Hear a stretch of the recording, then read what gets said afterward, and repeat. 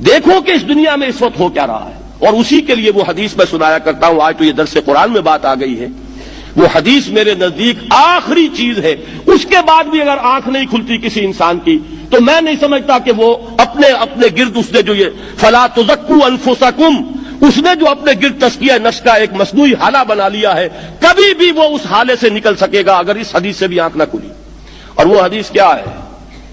مولانا اشرف علی تھانوی نے اس کو اپنے جو خطبات جمعہ ہیں ان میں نقل کیا ہے. بیہقی کی روایت ہے. اوحى اللہ عز وجل الى جبرائیل علیہ الصلوۃ والسلام ان اقلب مدینۃ کذا وکذا باہلھا.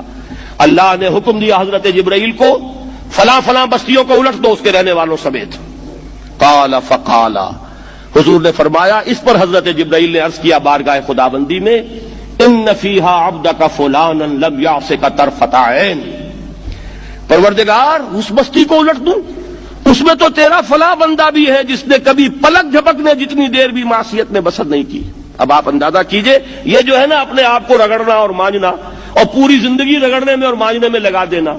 ہم بعض بزرگوں کے تذکرے میں سنتے ہیں اتنے اللہ والے تھے کہ ان کا گھوڑا بھی کوئی مشکوک دانہ نہیں کھاتا تھا. اور وہ خود جو ہے وہ انگریز کی عدالت میں بیٹھے ہوئے اور انگریز کی نوکری کر رہے تھے. یہ ہے وہ مائکروسکوپک اور مائکروسکوپک کا عدم توازن. طاغوت کی چاکری کر رہے ہیں، انگریز کی ملازمت کر رہے ہیں، انگریز کے قانون کی تنفیذ کے اندر اعلی کار بن رہے ہیں، لیکن ذاتی تقویٰ اور ذاتی نیکی اور ذاتی للہیت جو ہے اس کا معیار یہ ہے کہ ان کا گھوڑا بھی مشکوک چارہ اور مشکوک کھانا نہیں کھا سکتا.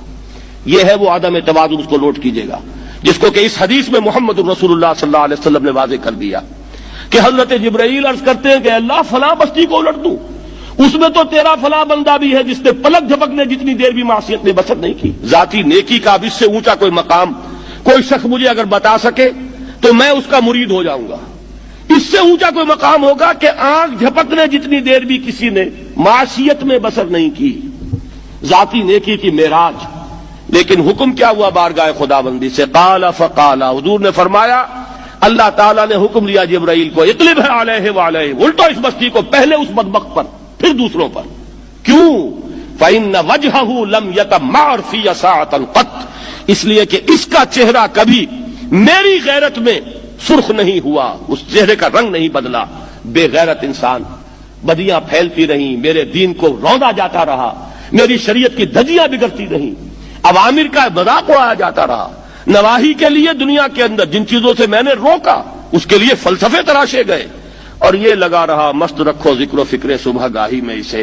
یہ سوائے ذاتی اپنے اس اصلاح کے اور ذاتی تقویٰ کے اور ذاتی نیکی کے اور ذاتی عبادت گزاری کے یہ میدان میں نہیں آیا. اس کا خون نہیں کھولا کبھی، اس کے چہرے کا رنگ متغیر نہیں ہوا، لہذا یہ دوہرا مجرم ہے.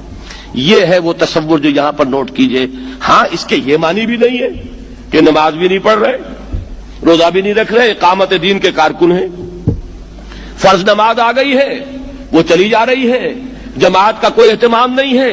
اب یہ دو انتہائیں ہیں. ایک انتہا یہ کہ وہ تزکیہ نفس جو ہے اسی میں وہ رگڑنے اور مانجنے کا عمل جاری ہے. ایک یہ کہ اس کا سرے سے کوئی تعلق ہی نہیں، اپنی ذات سے بحث ہی نہیں. وہ کیفیت وہ ہو گئی ہے جو یہود کی آئی ہے قرآن مجید میں کہ تامرون الناس بالبر وتنسون انفسکم وانتم تتلون الکتاب. کیا تم لوگوں کو نیکی کا حکم دیتے اور اپنے آپ کو بھول جاتے ہو؟ یہ دوسری انتہا ہے. پھر وہی بات عرض کروں گا، وہی بال سے زیادہ باریک اور تلوار کی دھار سے زیادہ تیز راستہ ہے جس پہ چلنا ہوگا کہ نہ یہ ہو کہ وہ مبالغہ ہو رہا ہو، اپنی ذاتی اصلاح میں تو مبالغہ کی حد تک آگے جا رہے ہیں، اور دوسرے یہ کہ اپنے دین کی تبلیغ و اشاعت، اقامت دین کی جدوجہد اس کا کھانا ہی نہیں کھولا، زندگی میں وہ کھاتا ہی نہیں کھلا ہے. یہ ایک انتہا ہے. دوسری انتہا یہ ہے کہ انسان یہ سمجھے اپنے آپ کو کہ میں تو مجاہد فی سبیل اللہ اور دین کا کارکن اور دین کا میں اللہ کے دین کو قائم کرنے کی جد و جہد کرنے والا ہوں، جبکہ حال یہ ہو کہ جو کبائر ہیں وہ بھی زندگی میں موجود ہوں.